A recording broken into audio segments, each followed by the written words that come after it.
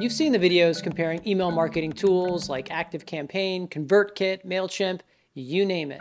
You've looked at case studies, you've done a cost-benefit analysis to find out which one is the best bang for your buck, and you're still no closer to getting more sales from your existing list. Stop. Before we kick this video off, let me know which email tool that you are currently using and tell me one thing you like about it in the comments. Thanks.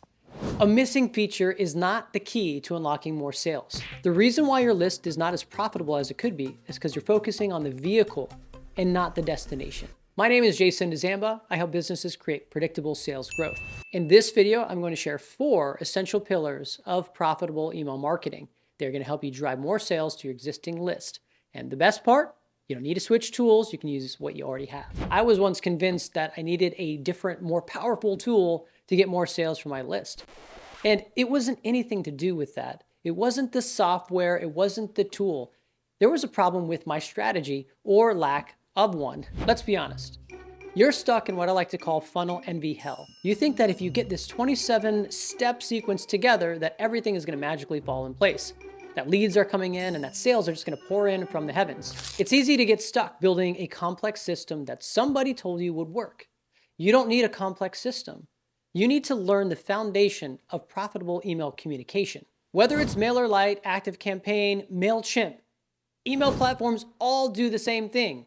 They collect emails, send messages, and track results. That's it. There's no magic button built in there that's going to make you more money. Advanced functions and analytics are great, but they're not necessary. Chances are you're agonizing over features that only 1% of people use when your strategy is broken. Here's the other part to consider. Complexity does not equal profitability. Often it hurts it. Instead of spending all this time building this complex and robust and overblown, complicated machinery, you can take that time and energy and put it into building a simple system that drives sales. Here's the shift that you need to make. It all starts with a strategy. If a new tool or funnel is not the answer, then what is? The answer to that lies in building a system, a strategy. It's not what tool you have, it's what you do with it. This system is built on what I call the 4 pillars of profitable email marketing. These pillars are your map. It's the destination. The email tool is just your vehicle to get there. Unlike your social media, your email list is not controlled by an algorithm. It is a direct line to your audience. This makes it a powerful and bankable asset. So let's build this foundation. Pillar number 1, send emails the right way. Adopt a friend mentality. This means that you're conversational in tone. You're friendly, you're authentic, you're genuine, all that. I want you to really go deep with this. When you are writing a message, communicate in that message. Talk as if you're talking to a Sam or Samantha. You can name them. This is different than creating content around a target audience or a persona. I'm talking really craft your message with the tone that you would send a text message or an email to a real friend. You want to be genuine in this. People can feel that authentic voice. The tone is conversational email because you want to capture attention. And it also acts as a filter. When you're talking to your friend, you're not just saying blah, blah, blah, blah, all this stuff. You do curate the content that you send them based on your relationship, the things that you like and enjoy together. There is a certain thoughtfulness that you put into the message. There's a mutual shared understanding between the communication. Think of one person and write for them directly in the way that you would in a normal conversation. Sending emails the right way has to do with the purpose and the goal of email messages. So what is that? There are 2 things that you do with emails. Only 2. You recommend and you remind. Going back to the friend, let's use an example of a Netflix show. When you see or hear about a Netflix show that pops up on your algorithm that you're excited about, and you have Sam, that's your friend that you think would enjoy, that recommendation is awesome because you're showing them something that they might be interested in that they may not know about. Time later is very helpful when you remind them of that thing. And this is where people get it wrong. This is where they don't send messages the right way. It's through the reminder phase. When you recommended a show to a friend, time goes by, it could be a day or 2, and you're like, hey, did you check out that show that I told you about? That reminder is helpful because they might have forgotten about it entirely. They might be like, oh yeah, man, that's great. Yeah, I'm gonna check it later this week. Okay, so that was your first reminder. Great. Send another reminder. When you talk to them again, when it happens naturally, I want to remind them again, often they'll be thankful, especially when there's urgency involved. It goes something like this. Hey, did you see Dexter? That show, it's leaving Netflix in 2 days, so I just want to let you know. People need a few reminders. If they like it, they may not take action right away. So be the helpful friend, recommend something that you truly believe in, and give them 2 reminders as a courtesy and a favor. When you understand the purpose of recommending and reminding and you adopt the friend mentality, then your messages are going to be cleaner, they're going to be more focused, and they're going to be more helpful to your audience. Pillar number 2, adjust the frequency to the offer. There are 2 offer types that you can send. And what most people talk about here is the controversy or the topic of, is it okay to blast your email audience? You can blast your email audience all you want every single day, but if you do it the right way. And this comes down to the offer type. You have to know what kind of offer you're sending out. And there are 2 different kinds. Different offer equals different option. Same offer equals same option. Let me break this down for you. And we'll use the same example in Netflix. Every week, every day, Netflix comes out with new shows. If you're my friend and I say, hey, this new show that came out, it's a different offer. So you're recommending something different. And a week later, and another show comes out, you think to be interested in even more, you can recommend that. So the question is, how many times can you send out different offers? And this is where you can blast all the time. You can send them out unlimitedly. When you're talking to a friend, you can recommend and remind new stuff all the time. We do it all the time. We send articles, we send shows, we send books all the time. When something comes up that's relevant to us, we send that offer out, that different offer out, whenever we need to, unlimitedly. Where you annoy your list and piss your audience off is when you have the same offer and you send it out too many times. Think about this. A different offer is a different option. That means it's new. There's a reason for checking it. The same offer is the same option. So if you're offering the same thing every time, it becomes nagging. It's annoying. Like, oh, they keep talking about this thing over and over. If I wanted to do it, I would have just done it. That's where you need to limit that. And a benchmark that I use for this same offer, same option, is simple. It's a 3-part email sequence. And we're breaking it down. We're just doing 1 recommendation and 2 reminders. In this is built in the thoughtfulness of being a human. It is super easy and it works really well to exponentially grow your sales. I use it all the time and it makes sense because it's nice to hear about something new and then be reminded about it twice. It's just helpful. When you have a same offer and same option, you want to limit how many times you send a message about it. And 3 is a good benchmark. If you are sending out new offers, then you can send out new offers all the time.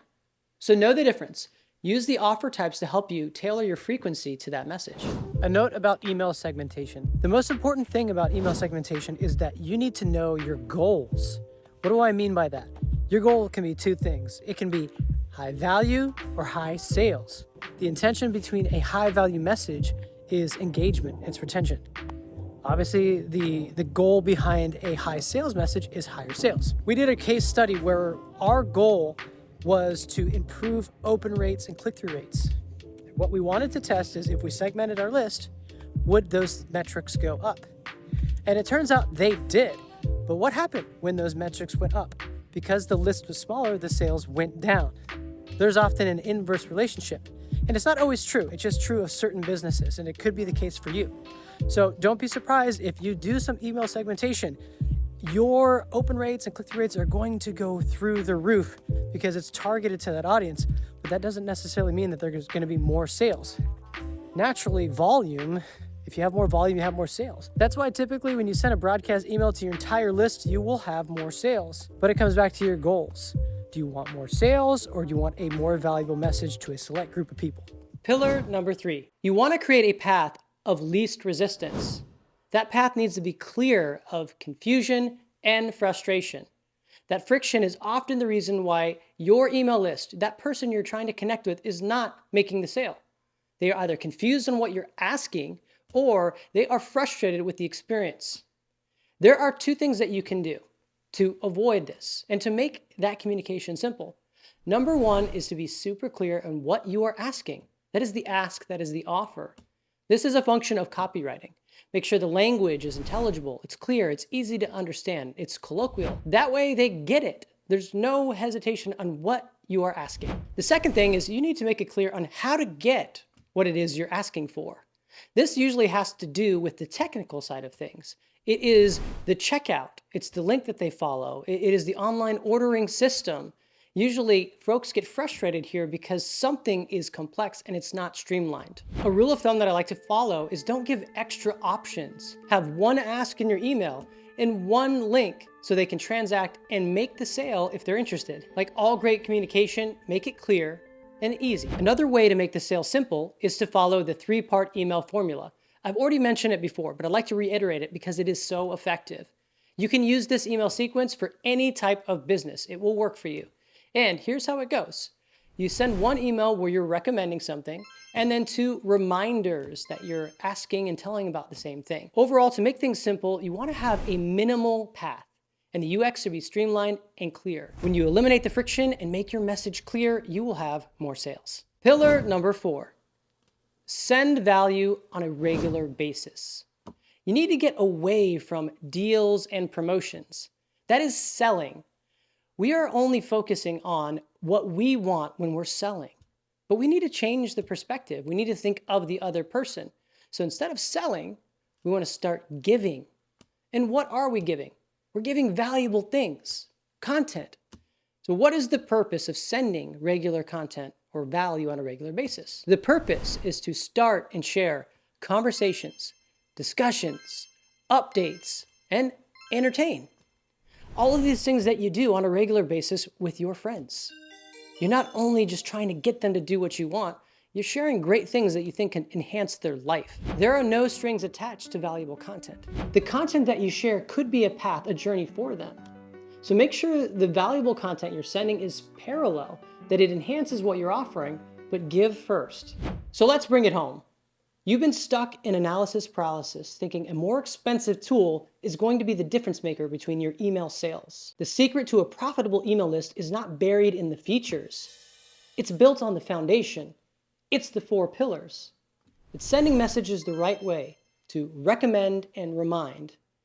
It's adjusting the frequency to the offer, whether it's limited or unlimited. It's making the sale simple to avoid confusion and frustration. And finally, it's sending value on a regular basis to stay top of mind and to develop that relationship with your audience. So my final verdict, stick with a tool that you already have, whether it's ConvertKit, MailerLite, or something else. Ignore every other tool for the next 90 days. Instead, pour 100% of your effort and energy into the 4 pillars. If this video saved you a costly and pointless email migration, then hit that subscribe button. And when you are ready, check out this next video to know if your marketing is driving sales. One more thing before you go. Don't build your life around your business. Build your business around your life. Stop comparing, start building.